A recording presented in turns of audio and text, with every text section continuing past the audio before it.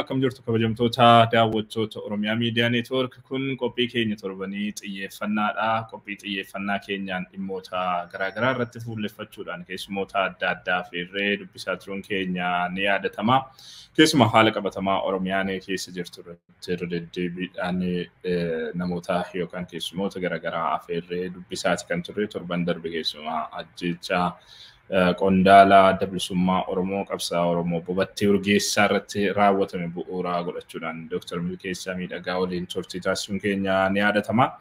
Qophii keenya har'aatiif ammoo obbo Dannaboo Dhaqqabaa Waariyoo keessummaa godhee affeerratanii jira. Obbo Dannabaan egaa nama miidiyaalee garaagaraa irratti dhihaachuudhaan waa'ee uummata Oromoo haala waliigalaa Oromiyaan keessa jirtu irratti yeroo adda addaatti xiinxala yaada hayyummaa kennaa turedha. Kana malees obbo Dannabaan ilma qabsaa Oromoo obbo Dhaqqabaa Waariyooti. Obbo Dhaqqabaa Waariyoo torban darbe keessa manni isaanii gara Shaashamanneetti argamu, Shaashamannee Kuyyeeraatti argamu. Waraana mootummaadhaan marfamee hidhamanii akka turanillee dhageenyeeti jirra. Waan kanas gaaffii keenya irraa keessatti kaafne haalli isaan irra jiran maal fakkaata waan jedhullee obbo Dannabaa irraa odeeffannoo ni jira. Dhimmoota garaagaraa keessumaa rakkoolee yeroo ammaa godinaalee kibba baha Oromiyaa keessatti irra deddeebiidhaan mul'ataa jiran kaafne ni haasofnaa. Haala waliigalaa Oromoon irra jiru irrattis waan jennu ni qabnaa. Hanga xumura qophii keenyaatti nu faana ta'a kan isiniin jedhuun qopheessaan qophii Yuun Gidaati. Obbo Dannabaa keessummaa kutaatee dhihaachuu keetiif guddaa galatoomii ulfaadhu siin jechuun barbaada jalqaba irratti. Ulfaadhu Yuun afeerraa raagooteef galatoomii. Guddaa galatoomii egaa kallattumaan dhimma jalqaba irratti tuqetti ceenaa torban darbe keessaa qabsaan Oromoo hedduu biratti jaallataman beekaman obbo Dhaqqabaa Waariyoo mana isaaniitii fudhatamanii achuma Shaashamannee naannoo Kuyyeeraatti hidhamanii akka turan maatirraa odeeffannoo arganne bu'uura godhachuudhaan gabaasaati turre. Ergasii ammoo hiikaman waan jedhullee dhagayeetan ture. Mee haalli ture maal fakkaataa? Yeroo ammaa maalirra jiru? Akka maatiittis dhiibbaan jiru maal fakkaatame? Egaa namni kun yeroo dheeraadhaaf bara sirna wayyaanee keessas nama hidhaatti dararamaa turan ta'uun isaanii ni beekama.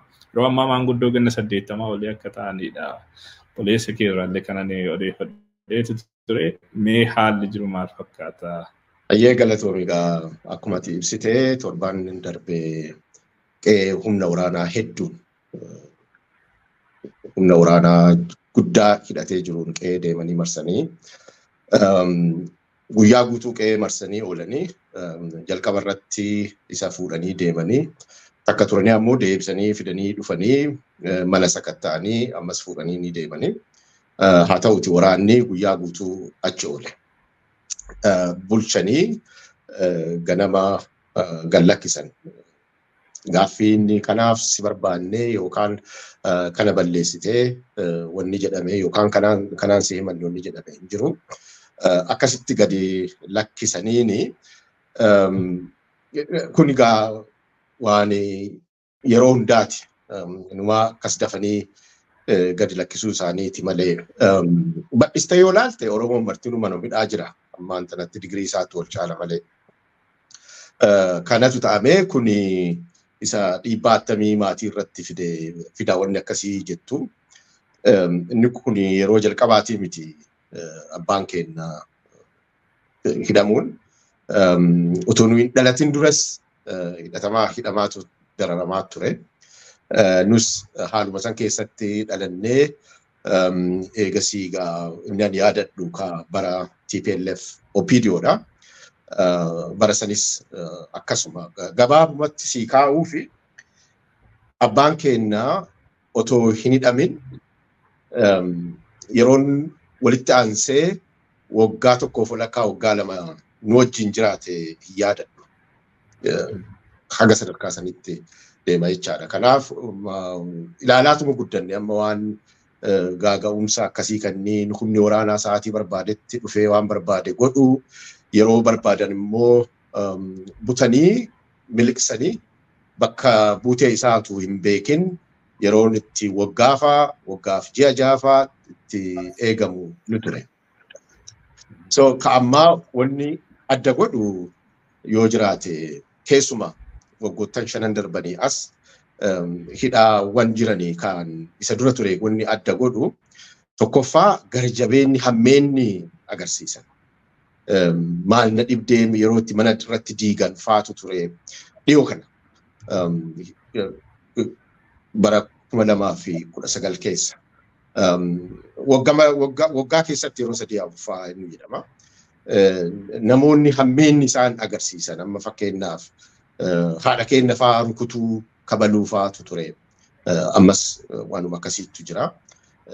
Obbolaawwan keenyatti kiyya xixiqqoo fa'aa hiraarsuu, hidhuu kunniin gaa waanuma nuti keessatti dhalannee guddanne.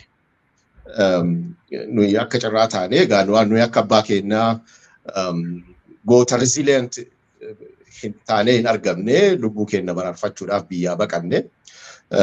Warri achitti hafan obboleewwan kiyyas ijoolleen obboleewwan kiyyaatis kana witness godhaa guddataaru jechaadha. Amma dheengaddaas yeroo deemanii dhufanii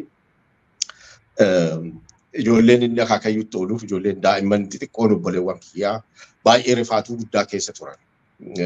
Harmeen teennas haati keenyas akkasuma. So inni kun wanni inni agarsiisu waa haaluma Oromoon guutummaatti keessa jiru agarsiisa. Digiriin isaa walaa caalu iyyuu malee.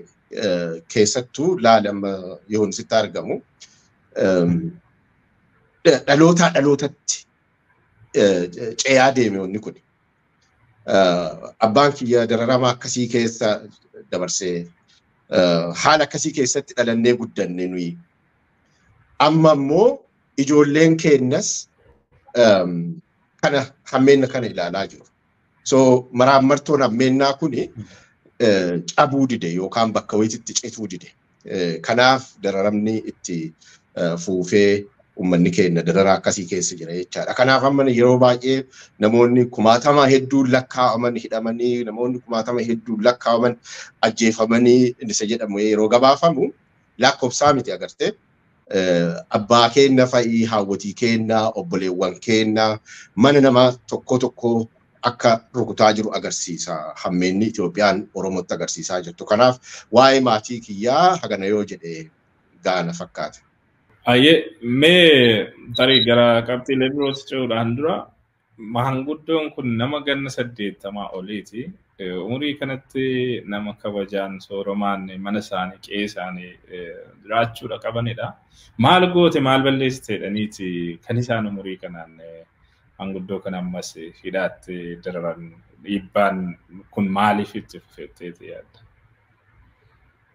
Isaan gadi baasanii kana hin jenne ani akka waan kana ilaalaa nama Oromoo tokkotti guddatee tokkottitti yakkii inni raawwate Oromoo ta'uu qofa. Yoo Oromoo ta'uun yakka ta'eef jechuudha. Akkuma sitti umrii isaa gara caalu mana hidhaa keessatti dabarse. Lakkoofsaan yeroo 50 ta'utti yeroo 50 ta'a ka isa dhiyoo kana yoo itti daballee lakkoofne jechaadha. Ka hidhame.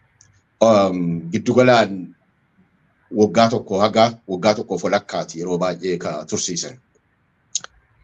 Wanti hedduu nama ajaa'ibu yeroo kana hundumaa keessaa yeroon inni yakka kana hojjatte jedhanii mana murtii itti murteessanii yookaan convict itti godhame hin jiru. Kabraa haa turuuti yeroo mana murtii federaalaatitti iyyuu yeroo geessanii Finfinneetti Maakalaawii Qaallitti maali kan jedhamu kanneen iyyuu yeroo tursiisanii akkasuma yookiin manni murtii haa gad lakkifamu jedhee humni waraanaa didee tursiisa. Yookaan immoo beekamtii mana murtii malee tursiisanii gabaabumatti yeroon inni itti yakka kanaan si adamneerra jedhanii itti murteessan hin jiru. yeroon tokkoyyuu kun amma waan hedduu dubbata jechuudha argite. Kun wanni inni agarsiisu Oromoo ta'uu isaa qofatu yakka yoo tokko san lammaffaa ammoo waan hedduu si ajaa'ibu yeroo hidhanii gad lakkisan hunda keessumaa erga wayyaaneen kuftee Abiy Ahmed faa gara aangootti dhufanii kanaas hidhanii ji'ootaaf tursiisu COVIDin faayiroosaatti qabee survive godhetu jira. Jechuun lubbuun jiraachuun abbaa keenyaa anaa fi Raaji hagammaa lubbuun jiraachuun isaa. Waaqii waan lubbuun isa kaa'eef waaqatu beeka. Yeroo hiriyoonni namoonni isa walii hidhaman isa biraa fuudhamanii itti ajjeefaman faa tureera.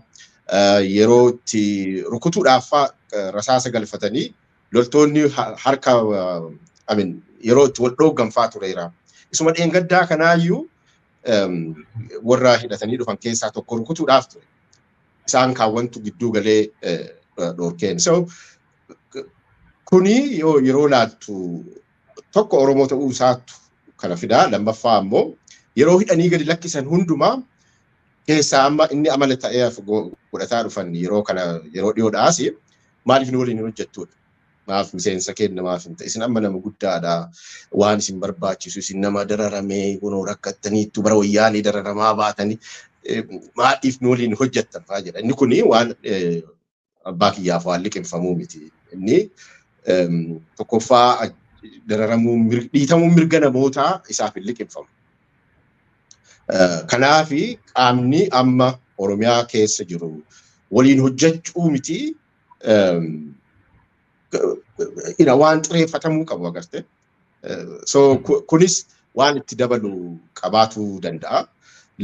Sadaffaa ammoo dhageettii inni argaa dhageettii nama jabaa qabu hawaasni nama dhaggeeffatu nama jaarsummaa garagaraatiif nama uummanni bira deemu. So jireenyuma isaa maaliif jiraatteedha yoo ta'e malee wanni inni godhe hin jiru. Hojii irraa isa ari'anii waggaa baay'ee barsiisummaan hojjetee eegas hojii irraa ari'anii jennaan shaakala seeraa barnoota seeraa baratee abukaattummaadhaan faa yeroo hojjechuudhaaf yaalii godhee ture. Hidhanii eeyyama abukaattummaa isaa irraa fuudhanii irraa mulqanii akka inni dararamu akka laayivlihuud dhabu akka waan ittiin maatii isaa guddifatu dhabu faa yeroo itti dararantu tureera. Gabaabumatti inni kana siin jedhaa jiruu fi warri bilisiginnaadhaa kootu wajjin hojjedhu jedhuun isaaf hin liqimfamu. Amma yeroo nuyi ijoolleen isaa guddannee galata waaqaa bakka bakka geenne kanatti miti. Yeroo nuyi xixiqqoo turre zamana wayyaanee yeroo hojiirraa isa ari'anii ijoolleen tiyya maal nyaatti maal dhugdi jedhee akka inni cinqamuu fi akka isaaniif sirrandar godhuuf dhiibbaan yeroo irratti ka'aa turan tureera. Sun saniifis gadi hin jenne inni. So gaaffiin isaan isaaf dhiyeessanii kootuun waliin hojjedhuudha. Miseensa kenna ta'ii dibbee nuuf hin rukuti. Amma zamana umrii isaa maanguddummaa kana keessattis abbootii gadaa kan isaan ijaaratan faatu jira miti haawwatiin siinqee baanii akkana godhanii jaarsotiin biyyaa akkana godhanii waan hosii akkasiisan akka isaaniif hojjetu faarraa barbaadu ta'a. Kuni waan isaaf sammuu isaatti iyyuu waan inni jechuu danda'u miti kun isa dhiisiiti nama biraatiifuu hammeen isaan hojjetaaran waan nama xireeffachiisu. Kanaaf gabaabumatti Oromoo ta'uu isaarraa akka hafe waan inni balleessee hin jiru. Lammaffaa ammoo yeroo itti hidhame kana hundumaa keessatti yeroo itti manni murtiitti dhiyeessanii mana murtii isaa kan garuu isaanii saniyyuu jechuudha. Isumatti iyyuu yeroo itti badiin itti murteeffamee beeku hin jiru. Kanaaf Oromoo ta'uu isaatu qofatu yakka inni hin jedheef. Tole guddaa galatoome obbo Dannaboo daawwattoota Oromiyaa Miidiyaa Neetwoork obbo Dannaboo Dhaqqabaa Waariyoo waliin turtii kan gochaati jirru keessumaa haala yeroo ammaa Oromoon keessa jiru irratti fuulleffanneeti dhimmoota garaagaraa kaafnee kan irraati dubbataati jirru tarii qulqullinaa tamsaasa keenyaatiin wal qabatee rakkoo intarneetii darbee nu mudatuuf innoof galchaa isiniin jenna. Mee dhimma kana bal'ifnee haa ilaallu obbo Dannabo keessumaa haalli yeroo ammaa godinaalee kibba baha Oromiyaa Arsii lamaan Baalee lamaan kanatti mul'ataa jiru. Akkaan yaaddessaa ta'aa dhufuudha jiraattota irraa yeroo adda addaatti wanni odeeffannu kan inni mul'isu. Kanaaf agarsiistuu akkuma ta'uuf taateen tibbana aanaa Adaabbaatti raawwatame hedduu suukanneessaadha kan ture. Haati ilmaan afurii haala nama gaddisiisuun manaa baafamtee daandii irratti rashanamtee gatamtee reeffi isheellee akka hin kaane haga torban tokko milishaan ala taa'ee eegaa jiraachuudha odeeffannoon qabnu kan inni mul'isu. Adde Ruuqiyaa Saadee jedhamti haati kuni qabsooftuudha nama mirga uummata isheetiif falmuudhaan beekamtu akka taatedha. Namoonni itti dhiheenyaan beekan kan isaan barreessaati turanii kan odeeffannisi. Ishee qofa miti gara namoota sagalii obboleessa ishee fa'aa dabalatee Dooktara tokko fa'aa dabalatee gara namoota sagalii haala kanaan rashananii reeffa isaanii dirree irratti gatanii akka hin kaaneef illee milishaadhaan eegsisaa turuudha tibbana kan dhagahaati turree fi dubbii hooda jedhamee kanarraa dubbatamaa ture. Kana qofas miti aanaa Diinshoo keessatti iddoo garaagaraa keessatti yeroo mana uummataa jumlaadhaan gubanii barbadeessan kana kan dhagahaa gabaasaas turreeti jirra. Haalli kibba godinaalee kibba baha Oromiyaa keessatti mul'atu maal fakkaata? Maal quba qabda? Uummanni sun rakkoo akkamii keessa jirame? Galatoomi Yihun wanta lafarratti ta'amaa jiru gaatu tuttuqxeetta. Namoota jumlaan ajjeesuu amma warri maqaa dhoofte kanneen qofayyoo osoo hin ta'in ganda guutuu yeroo itti guban faatu jira. Amma aanaa Hasaasafaa keessatti gada Basaasafaa keessatti isa tamma kaafte kanaan dabalatee jechuun ganda guutuu faa gubuu jalqabaniirani. Namni bahee galuu hin danda'u. Maanguddoota haawwotii akka tamma maqaa dhooftee kana kan dhiyootti yaadadhu naannoo achuma naannoo gada kanatti yeroo dhiyoo nama geggeessaa amantii maanguddoo faa itti ajjeesan isinis gabaastanii turatti fakkaata. Wanti kun waan itti fufaa dhufe agartee amma kana akka anitti ilaalu ajjeechaan waan baay'ee baay'ataa dhufee fi nafa nuu ta'e dhala nuu ta'e Oromoodhaaf. Too familiar ti taane. Mana nama tokko isaa rurrukutaa jira. Inni kun waan akka tasaatitti ta'ame osoo hin ta'ini imaammata Itoophiyaan yeroo ammaatti Oromoo irratti hordofaa jirtutu hojiitti hiikamaa jira. Lafaa ka'anii godhaan jiran waan kana. Itti karoorsanii imaammata itti baafatanii hojiitti seenaniidha. Imaammata baafatan kanas immoo hin dhoksanii bara waan addunyaatti gadi ba'anii himaniiran. So gabaabamatti inni siin jechuu barbaade bara amma keessa jirru kanatti bara 2024 kanatti sabni baay'een kan waraanamaa jiraachuu mala. Ajjeechaan kan irratti geggeeffamaa jiraachuu mala. Jenoosaaydiin kan irratti geggeeffamaa malaachuu jira. Jiraachuu mala addunyaa kana keessa.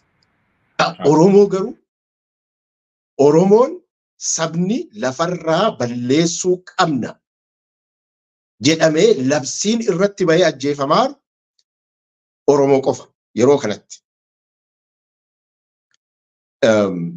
Abiy Ahmed bara Disembar 2020 natti fakkaata yeroo Keenyaa dhaqee yaadatamti.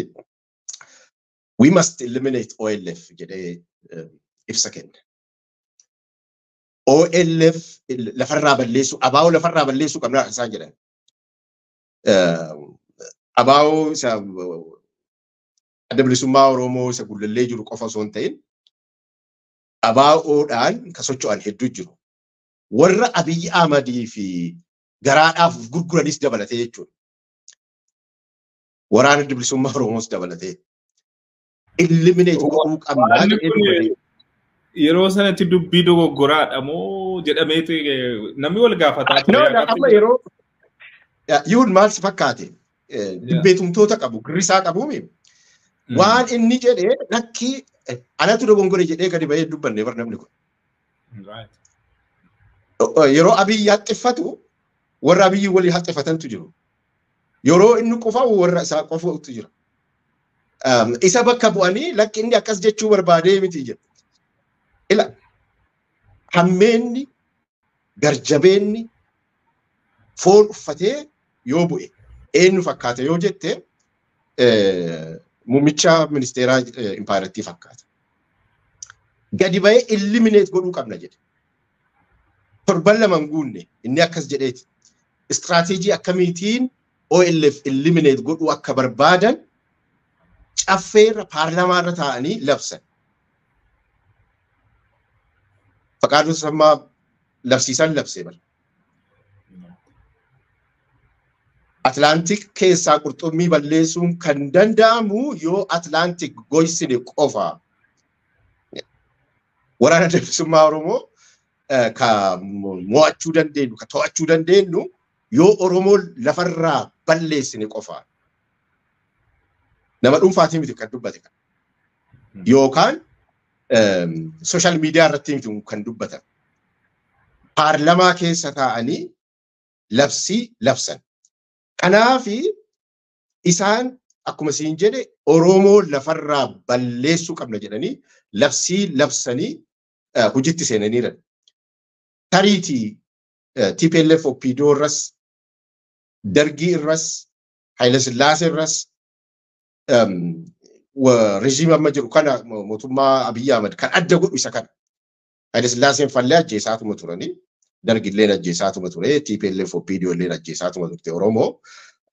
In fact Itoophiyaanumtiyyuu akka impaayirettiinumtiyyuu Oromoo nyaachuudhaan ulfeeffamte. Oromoo qorquun tikfamtee yoo dhageette homaa gaaffii hin qabu. Garuu addunyaa nuti keessa jirru kanatti gadi ba'anii kan yeroo jalqabaatiif Oromoo lafarraa fixuu qabna jedhanii labsii kabaase mootummaa Abiyyi Ahmad. So amma ajjeechaan Arsii waabee gamaatis haa ta'u kan waabee gamana keessatti kan godhamaa jiru. Ajjeechaan Oromiyaa golee Oromiyaa hunda keessatti godhamaa jiru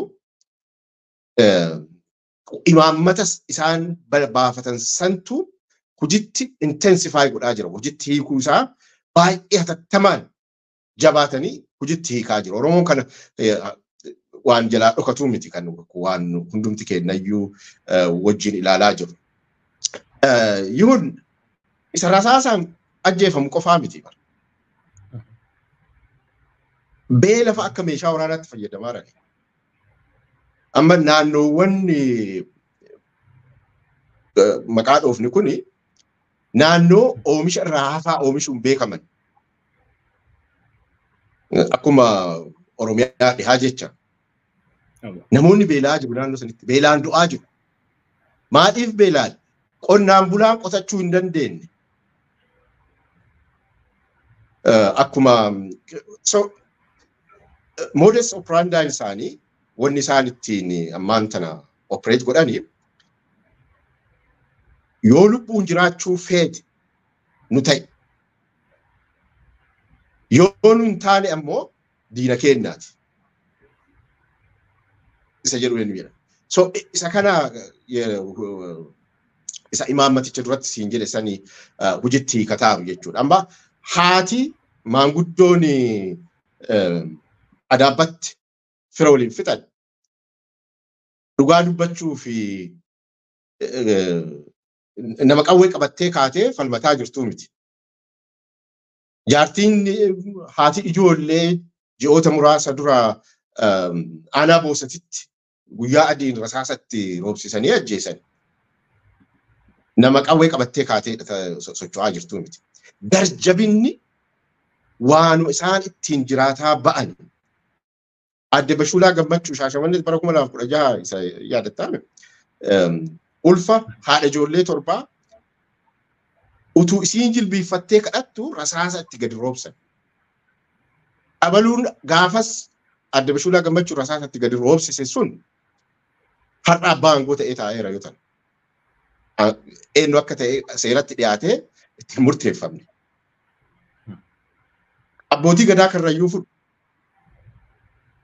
qondaaltotaa fi abbaa gadaa Karrayyuu guyyaa saafaan mana isaaniitii gadi guuranii yeroo fixanii Oromoo physically exterminate godhuu qofa osoo hin ta'in wantoonni value duudhaaleen Oromoo tokko taasisanii jiran duudhaa isaatis balleessuu qabna jedhanii akka irratti hojjetaa jiran agarsiisa. Qondaaltotaa fi abbootii gadaa gadi guuranii ajjeesuu jechuun laal naannolee Oromiyaa gadaan sirni gadaa keessatti survive godhe keessaa Karrayyuun Fantaalleessa tokko.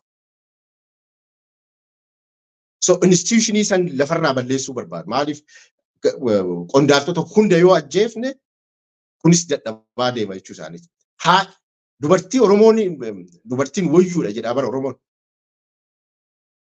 Keessattuu amma naannoo maqaa dhoofne naannoo Arsii Waabee Gamaa fi Gamanaa keessatti dubartiin wayyuudha jedhu. Jaartiin amma isaan rasaasatti roobsisanii ajjeesan tun ijaarama duudhaa siinqee keessatti nama bakka guddaa qabdu ta'a.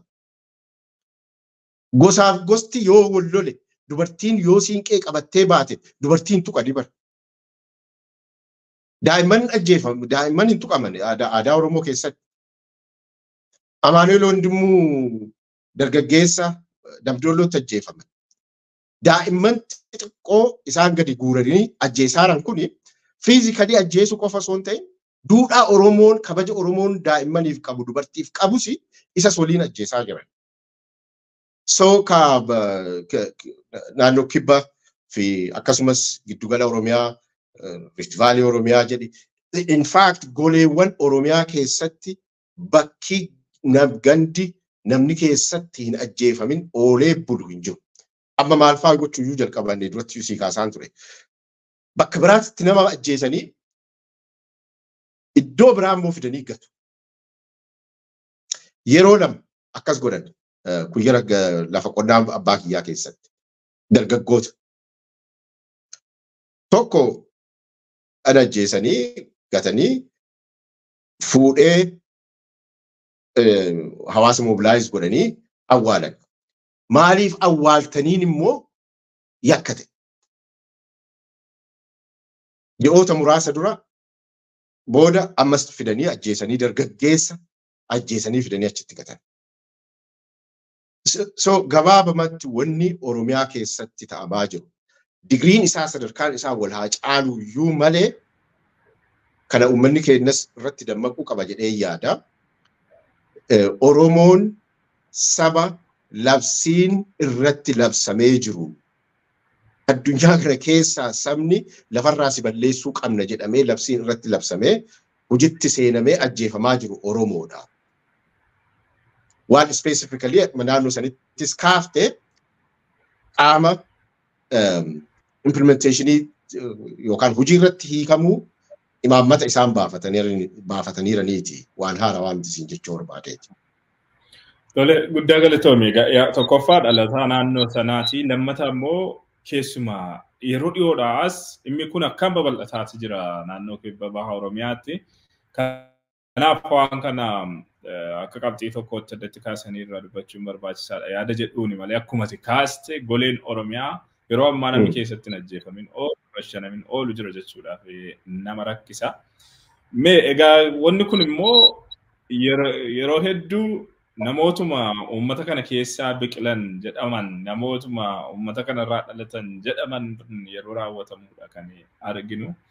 Inuma qaamoleen hedduun keessumaa warri jibba Oromoo qabanis warri faallaa Oromoo dhaabbatanis Oromummaa mangist yeroo isaan jedhanii argina. Mootummaa Oromoo jedhanii yeroo isaan gocha biyyattii keessatti akka walii galaatti ta'aa jirus yeroo isaan uummata Oromootti qabaniitti ibsan fa'itu mul'ata. Uummanni Oromoo seenaa keessatti waan akkasii yeroon itti keessummeesse ture jira haala amma argaa jiru. Namootuma isa keessaa biqilan jedhaman yookaan itti maqaan isaa dhahamu kanaanis gochi kun irratti fuulleffatee bifa duguuggaa sanyiitiin irratti raawwatamaa jiraachuu kana irratti maal jetta eebbolanna? Yaa dhugaa jette namoonni baay'een haala nama ajaa'ibuun mootummaan kun mootummaa Oromooti jedhu warra impaayiratti keessa jiran qofaa osoo hin ta'in biyyuma alaatittuu faranjoonni iyyuu haga yeroo dhiyootitti amma ija banataa deemani malee maali mootummaa Oromooti jedhu. Baqattoota Oromoo irratti iyyuu dhiibbaa guddaa fidee ture namoota biyyoota dhiyaa keessatti keessumaa Awurooppaa fa'aa UK fa'aa keessatti hammeenna mootummaa sanii jalaa baqatanii dhufanii koolugaltummaa gaafatanii kan UK inni sirriitti beeku sababni iyyannoo koolugaltummaa isaanii jalaa kuffisaniif keessaa tokko maala biyya madiyyuu Oromoodhaa Oromootu biyya bulchaara isa jedhu akka sababaatti fa'aa fudhatamaa ture. Warri PPTs isa barbaadu Abiyyi Ahmad faayis barbaadu qofa osoo hin ta'in isaanis kanuma odeessifatu. Shimallis fa'aa gadi ba'anii mootummaan kun mootummaa Oromooti jedhu. Isa qofaa miti namoonni isaaniif dubbee dhugutanis hedduun mootummaa Oromooti jedhu. Isa kana ilaa yihuun bifa lamaan laaluutu nurra jira. Amma kan ittiin gamaagamtu mootummaan sun imaammata akkamii qabatee jira. Tarsimoo akkamii hordofaa jira. Oromoo irratti kan jedhu. Isa boodan itti deebi'a. Kan lammaffaa ammoo dhuguma namoonni Itoophiyaa keessatti aangoo gurguddaa qabatanii jiran Oromoodhaa. Isuma dhugumaa ammoo yoo laalle jechaadha. Isa kana amma mootummaa tokko keessatti utubaa sadii qabaame mootummaan wantooti ta'an. Legislatiivii jira, qaama seera baaftuu jira, qaama raawwachiistuu jira, qaama seera hiiktuu jira. Biyyi tokko mootummaan qaamota sadiin kanneeniin dhaabata. Amma qaamota sadan kunniin keessaa Oromoon dhibbeentaa meeqa qabaa? Jiraayyuu Oromoon. Qaama seera baaftuu keessatti aangoo olaanaan afyaachaati yookaan spokesperson. Amma mana baree bakka buutotaa lachuu yoo fudhattee ilaalte. Mana baree bakka buutota ummataatii fi mana baree federeeshinii eenyu aangoo olaanaachi keessatti kan qabu. Oromoodha. Aganyoota shagar Oromoo miti. Hagam beekutti. Taggasa Caafoo Oromoo miti hagam beekutti. Takka jedhu. Qaama lammaffaa fudhu. Seera baaftuu. Dura ma'aazaa turte Oromoo miti. Amma jirus Oromoo miti. Yaa Oromoo miti. Chief Justice yoo fudhatte. Kaafu executiveedha. Muummicha ministeera waajjira muummicha ministeeraati. Wal Abiyyi Oromoodha ufiin jedhee dhaga'een beeku. Abiyyi addunyaatti kan inni dubbatu waa'een isaa eenyummaa isaa yeroo badhaasa Noobel san fudhate. Yeroo sana kan addunyaatti himame. Yeroo sana immoo kan addunyaatti himame wadhakkaa Oromoo wadhakkaa Amaara jedha. Oromoo mayyuu Oromoo iyyuu jennee hakeetu. Abiyyi qofa kan achi keessa jira. Itti aanaan isaa dammaqaa ture. Amma immoo Tamasgeen Oromoo miti. Itti dabaliyyuu mee wantoota kii ta'an fudhuuti ilaali. Maallaqa irratti ajaju eenyu? Faayinaansii irratti. Baankii waliigalaas biyyoolessaas bulchu faayinaansiis Oromoo miti.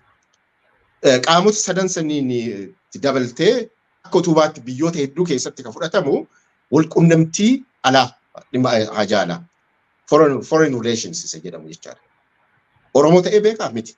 So literally amma sabaan Oromoo ta'uu dhiisuu isaanii miti. Waanuma isaan jedhaniif kana kaase malee. Murteessaan imaammata isaan hordofan. Imaammata akkamiiti kan isaan hordofaa jiran Oromoo irratti? Akkuma duratti jedhee Oromoo lafarraa duguugnee balleessuu qabna. Imaammata jedhu keessa beekeetti hin baafatanii qofa osoo hin ta'in ifaan ifatti addunyaatti himanii Oromoottis himanii alagaattis himaniiti kan hojjetaa jiran. So isa kana isaantu tole ta'e jedhee odeessifata Oromoottiin gowwoomsuudhaaf. Seenaa keessatti wanti akkasii ta'amee beekaa of course sadarkaa kanaan Oromoo lafarraa balleessuu qabna jedhee labse hin jiraatin malee mootummaalee impaayarattiin erga dhalattee kaasee hagammaa jiran keessatti Oromoon aangoo qabateera. Garuu Oromoo ta'ee miti. Oromoo bakka bu'eetii miti aangoo qabate. Itoophiyaa bakka bu'eeti. In fact, baay'ina namoota Oromoo ta'aniitiin aangoo yoo lakkoofte zabana dargii Oromoon hedduminaan aangoo mootummaa sadarkaa olaanaa irra ture. Mangistuu Hayilamaariyaam irraayyuu kaaseeti. Ministeeronni hedduun ajajoota waraanaa hedduun Oromoo turan. Garuu Oromoo bakka bu'anii yookaan fedhii Oromoo tiksiisuuf duudhaa Oromoo tiksiisuuf miti. Duudhaa Oromoo balleessuu, Oromummaa balleessuu irratti kan isaan bobba'an. So Itoophiyaa ta'aniiti ka bitan aangoo akka qabatan. Zamana Haile Sillaasee keessas Minilik siraa haaluma saniin Minilikiin utuu jagnoonni Oromoo akka qusee diinagdee fa'aa hin jiraanne Minilik lafee dugdaa qabaatee Oromoo miidhuu hin danda'u ture. Goobana daacee fa'aa jiraachuu baatan. Seenaa wayiin sitti maa ishee kana sitti meesii gabaabsa. Kitaaba Profeesar Abbaas Ganamoo barreessanii kitaaba baay'ee bareedaa barreessanii isa yeroo dhiyoo kanaa isa maal jedhama mata dureen isaa Conquest and Resistance in Ethiopia ka jedhu waa'ee Oromoo barreessu. Fact hard evidence dhiyeesseeti jechaadha. Minilik seenaa waraanaa keessatti Minilik ofii isaatii adda waraanaa dhaqee kan itti qooda fudhate hennaa humni waraanaa isaa Oromoo Arsii weeraranii fi Walaayittaa qofa irratti qooda fudhate. Yeroo waraana Arsii humna waraanaa inni humna waraanaa qawwee Awurooppaa kana qabaa ka Oromoo ammoo eeboo fi wanteedhaani akkasiyyuu ta'ee hin danda'amu. At a point Minilik booji'amu harka gootota Oromoo seenuu ga'e mana nama wayii seenee dhokate. Funduraan seenee dhokate. Yeroo inni achi seenee dhokatu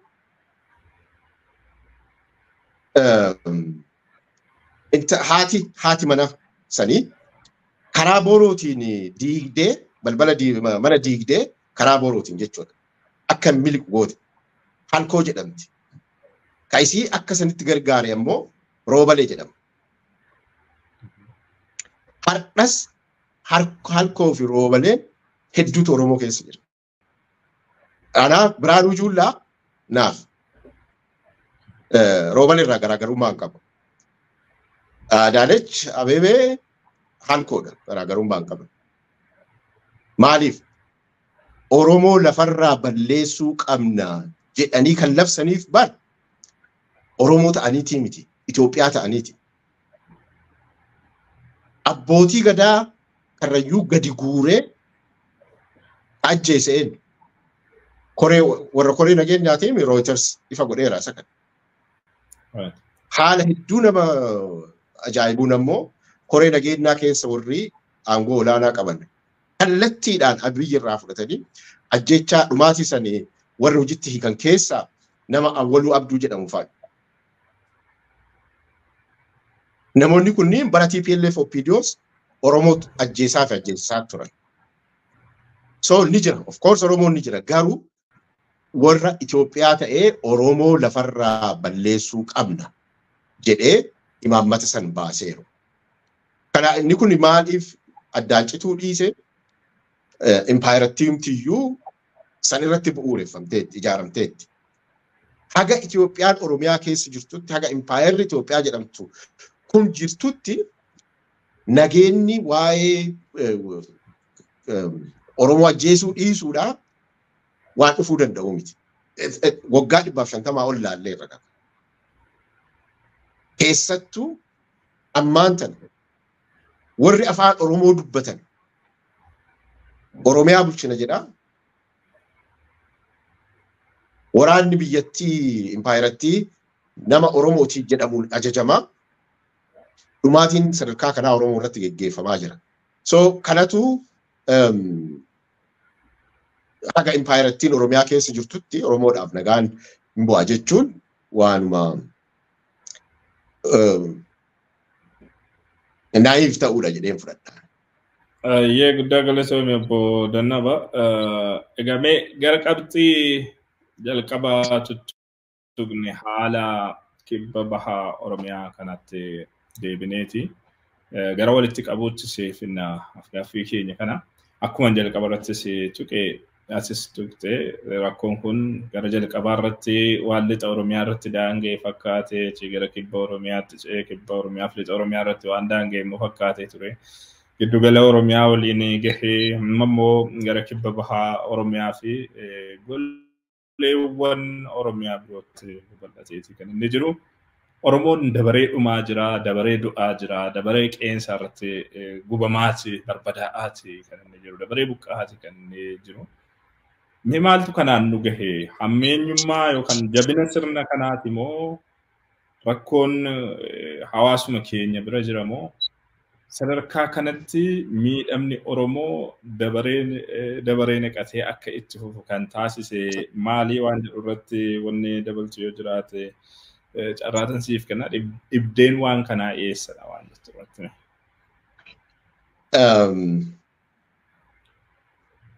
Nama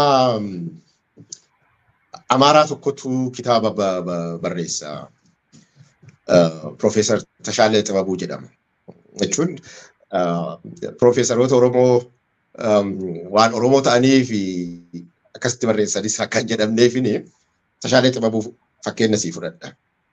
Tashaalee Xibabuu kitaaba isaa keessatti akkaataa Itoophiyaan itti ijaaramte ibsa.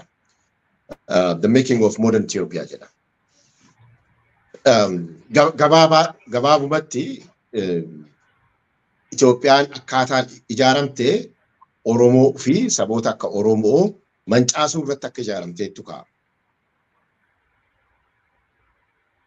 So ijaaramuma impaayiraattii kanaatitu haala ittiin programmed taate, haala ittiin isiin itti bocamteetu, haala isiin ittiin dhalattetu waan kana perpetuate taasisa. Jijjiiramuu akka hin dandeenye ka godhu isa. Profeesar Tashaaleen illee Itoophiyaan taabot gi'iz structurii qabdi. Kaawwan akka namaatittuu hin ilaalan. Isa jedhu baay'ee ibsee jira. So maaliif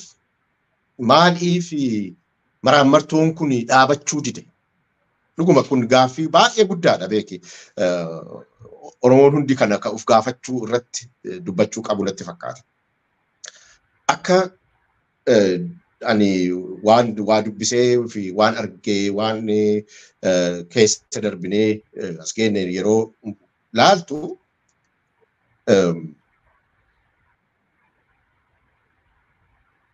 waan tokko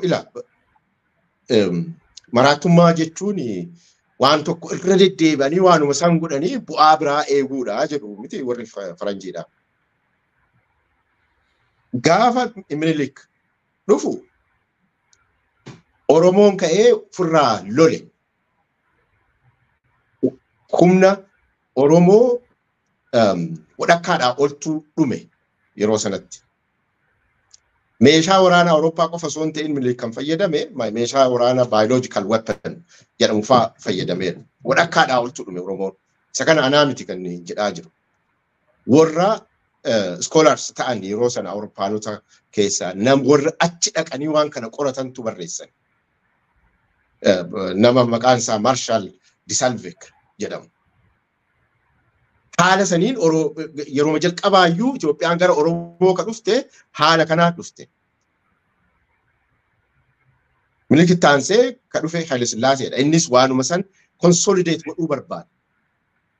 Maaliifi akkuma Profeesar Gammachuu Magarsaa jedhan rakkoon Oromoo Itoophiyaadha. Rakkoon Itoophiyaanis ammoo yoo Oromoo nyaatte malee jiraachuu hin dandeettu. Survive godhuu hin dandeettu. Kanaaf haga Itoophiyaan Oromiyaa keessa jirtutti ajjeechaan Oromoo irraa hin dhaabatu. Maaf hin dhaabanne?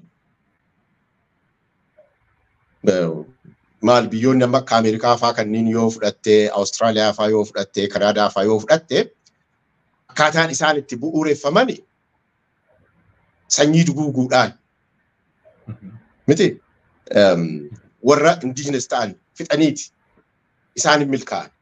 Itoophiyaan ammoo hin milkoofne. Lafarraa fixuu hin dandeenye. Oromoon ni jira. Hin hafe. Oromoonis falmachuu hin dhiisu gaa. Qe'ee isaa irratti ajjeefamaa jira miti.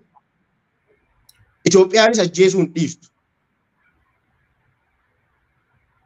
Kanaaf Oromoon sababni maalii fi addaan cituu didee fakkeenya gaarii si kaasee ture haaluma fakkeenyuma maatii kiyyaa fi ana fudhadheeti. Akaakayyuun kiyya harka diinaatiin du'e. Akaakayyuun abbaa kiyyaa. Dararamni sun hin dhaabanne abbaa kiyyatti darbe. Anachi keessatti dhaladhee guddadhe.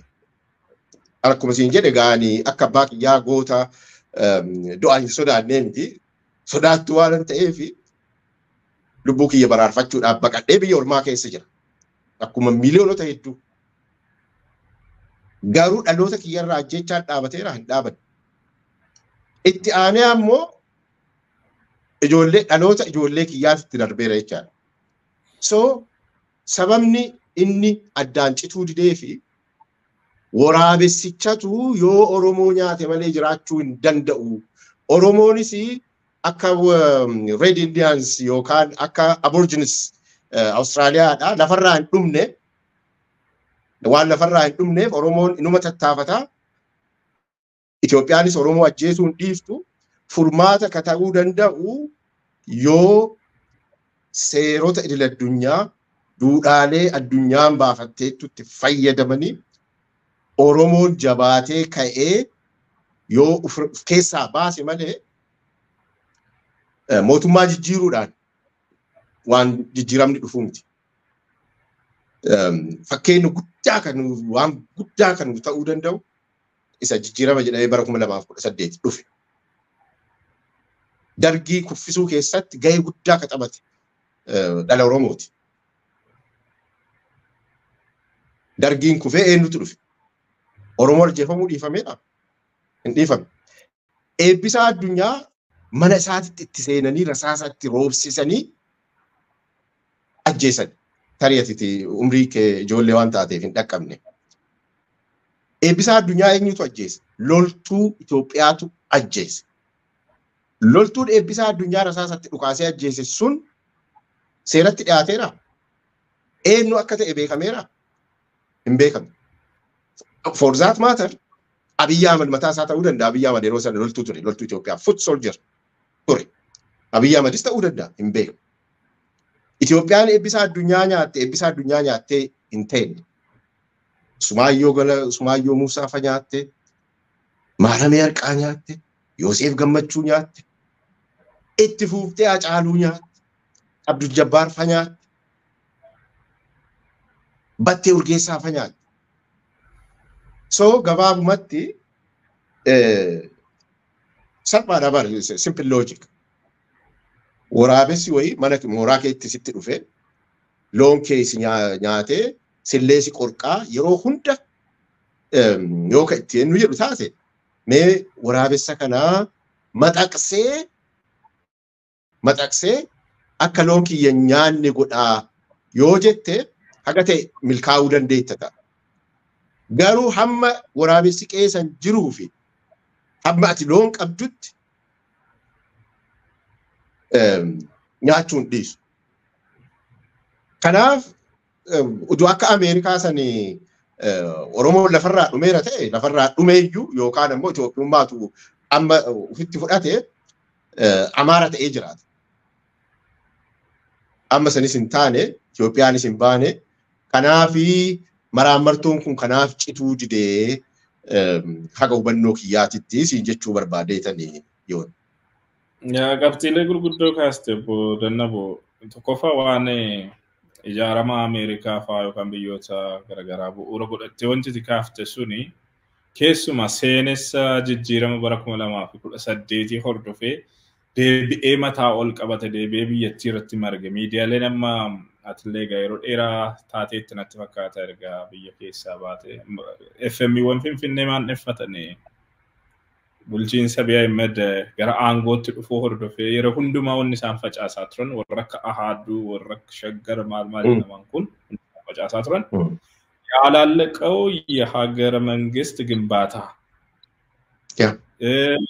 ፕሮጀክት ምኒልክ jechuudhaan wantoota isaan faffacaasaa turan yaadota ammati kaaste sanadha kan isaanii maali gadi baanii faarsaa turan bare Hacaaluun Gallanaal Jawaarii Qaranaal akkas ifatti jedhamaati kan itu ifaan ifatti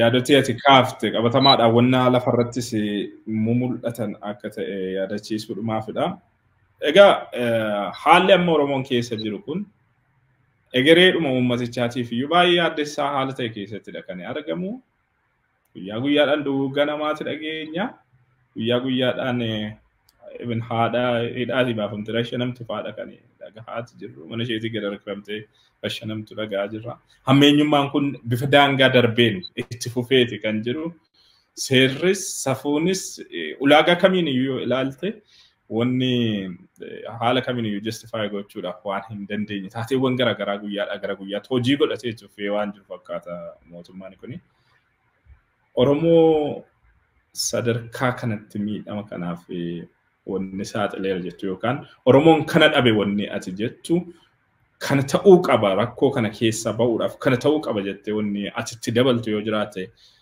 carraa xumuraasiif kennee akka yaada furmaataatti jechuu kooti carraa xumuraasii kennee kanarraa asumatti walitti qabnaa waltajjiiwwan birootiin akka deebinee wal arginu immoo nan abdadha.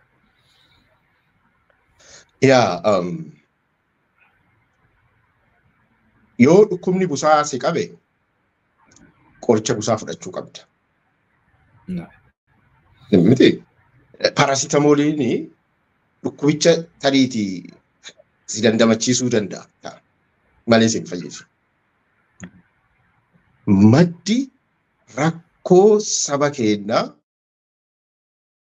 impaayerri Itoophiyaa Oromiyaa keessa jiraachuudha. Kana wamaa nuclear saayinsii miti. Kana hubachuu fi Oromoo ta'uun qofti gaadha jedhee fudhadhaan.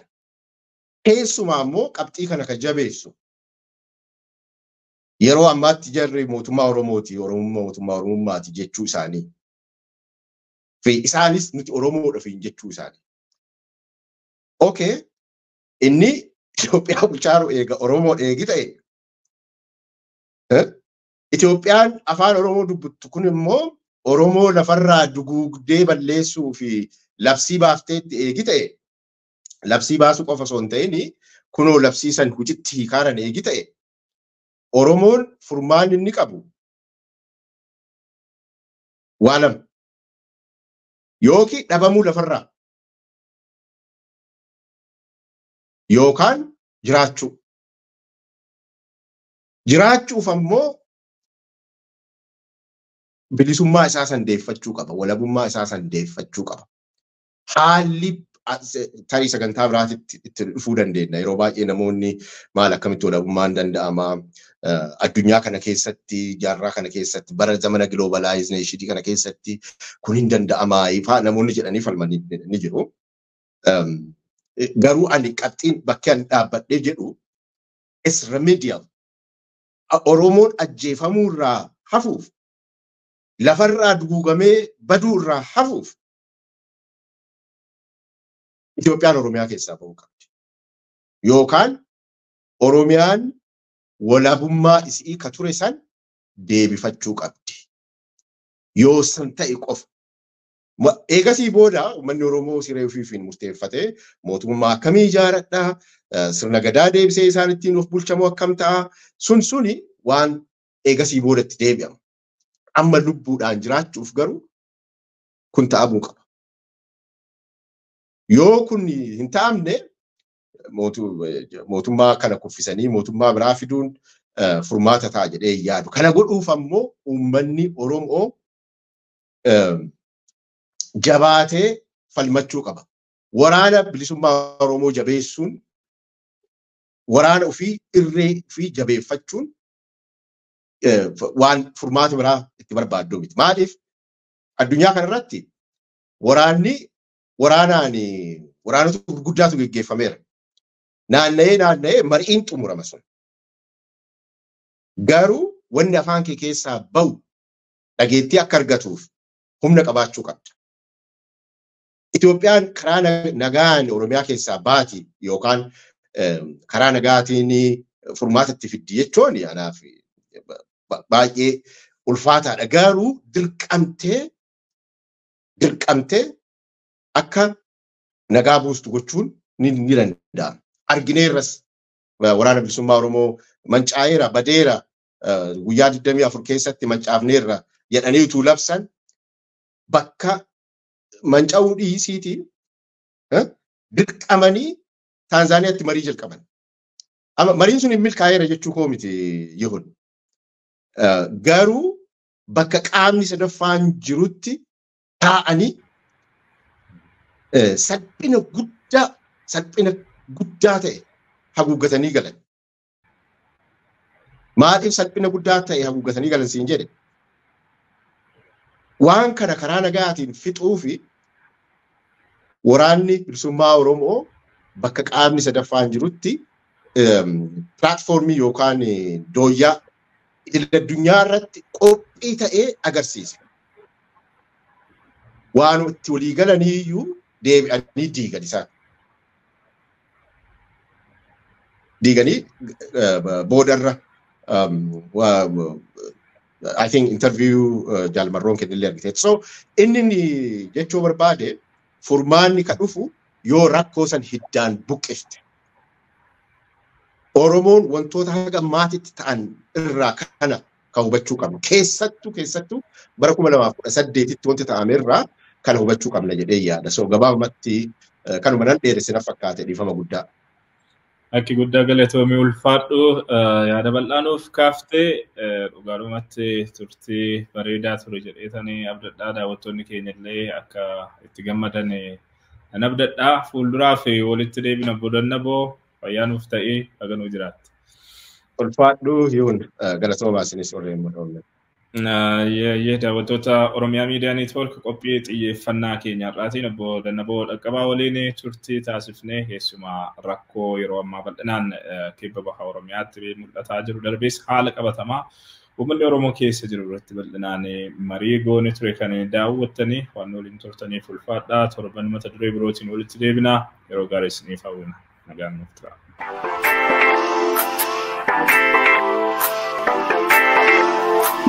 Wow.